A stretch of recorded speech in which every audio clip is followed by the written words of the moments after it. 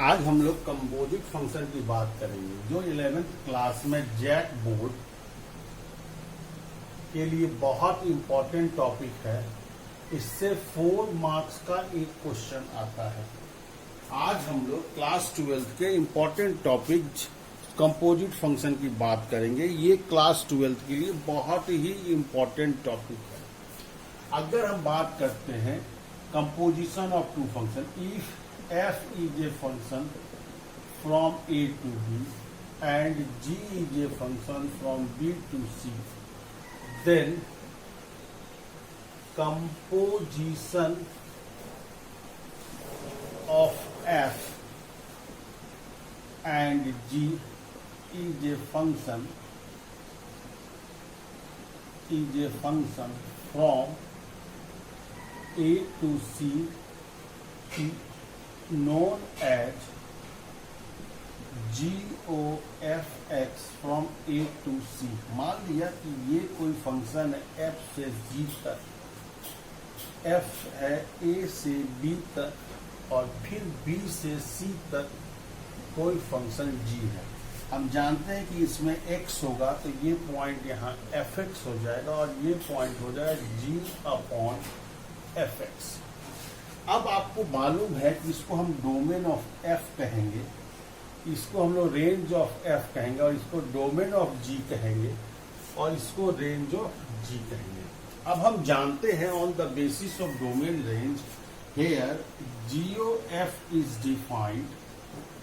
Defined only when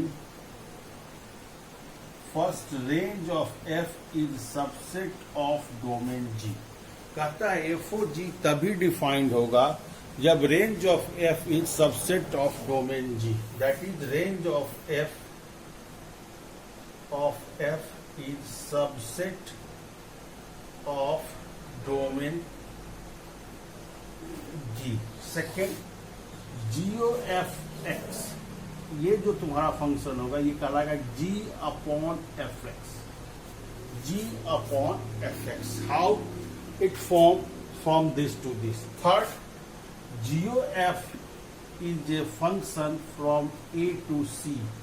GOF कहाँ से function है? A से C तक।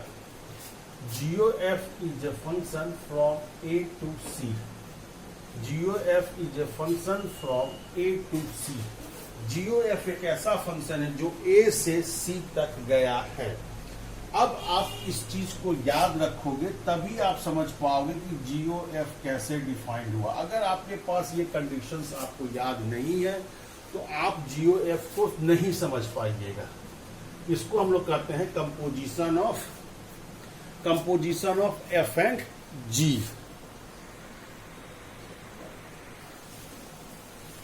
कहता है if G is a function from B to C and F is a function from A to B and F is a function B to C, then composition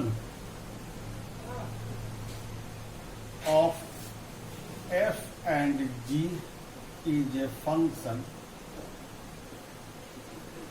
from A to C। Example देखो, अगर यहाँ x है, यहाँ g है, ये function g है a से b और ये हो गया b से c, तो यहाँ बनेगा gx और ये बनेगा f/gx। अब कहता है कि GOF that is FOG is a function from A to C। FOG A to C function होगा, इसके कंडीशंस होंगे FOG is defined when first domain of G, sorry ये हो जाएगा domain of G, range of G, domain of F, range of F। First point is domain of G subset of range of G is subset of domain F। That is range of G is subset of domain F। दूसरा, दूसरा important point है range of the subset of domain f g f o g f o g x f o g x is defined as f upon g x.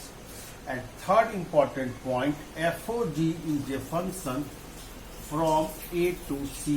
This is, that is domain of FOG.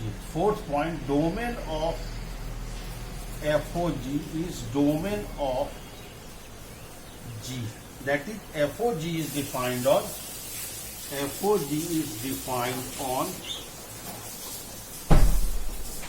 set A. FOG is defined on set A. हमको generally याद रखना है FOGX.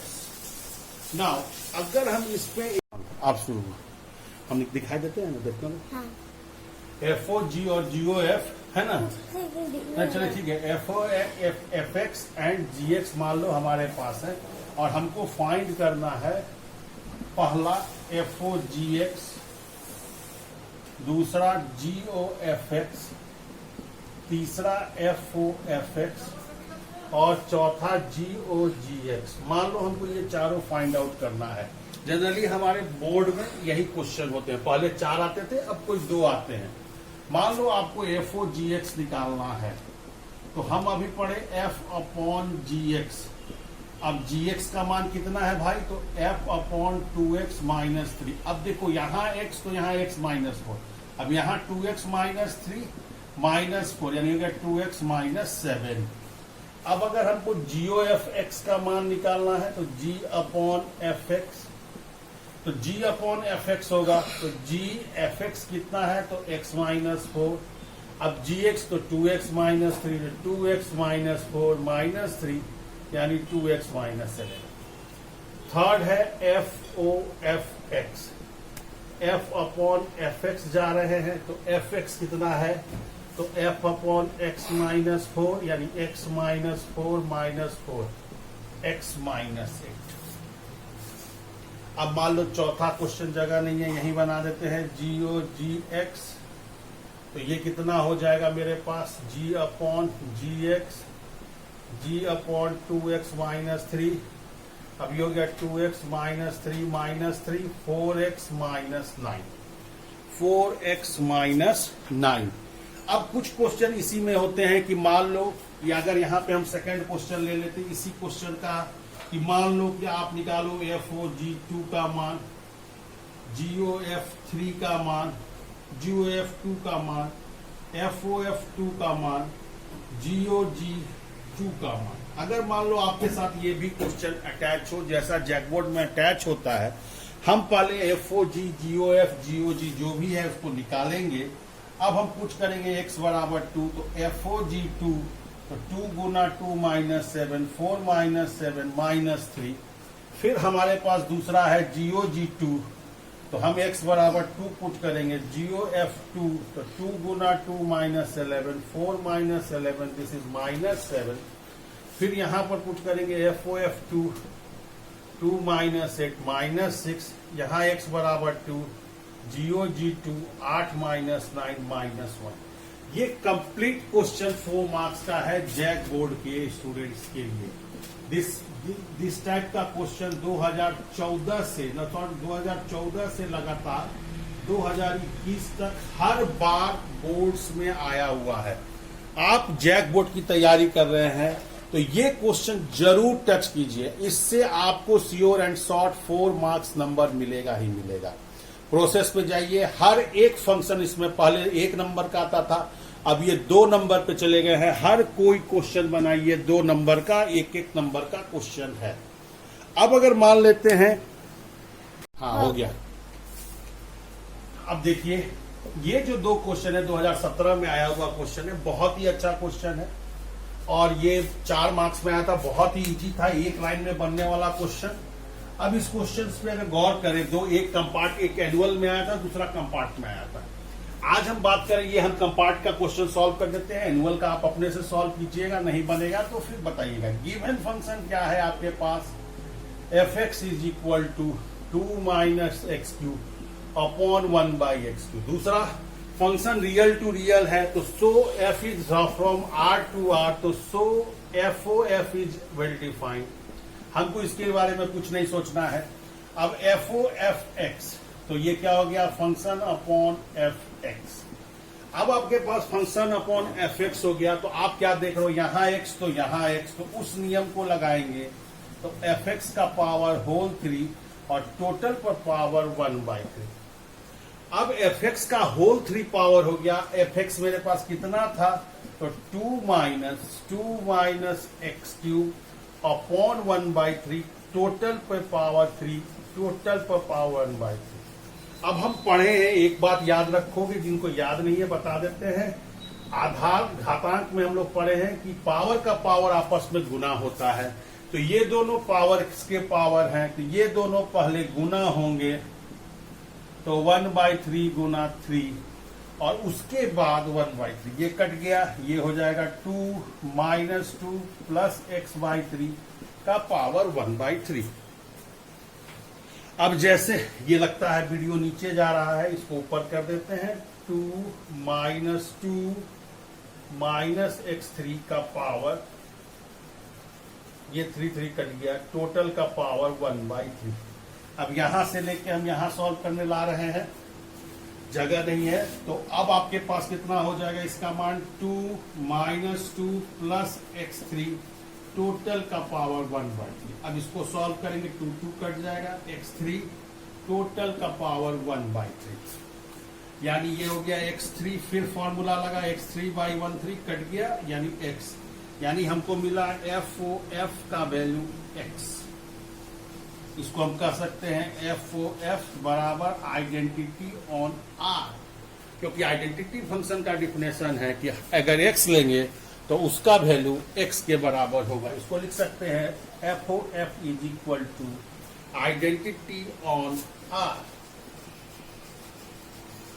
Third type का question है जो जैकबोर्ड में आया हुआ है, ये उसकी तरफ हम चलते हैं।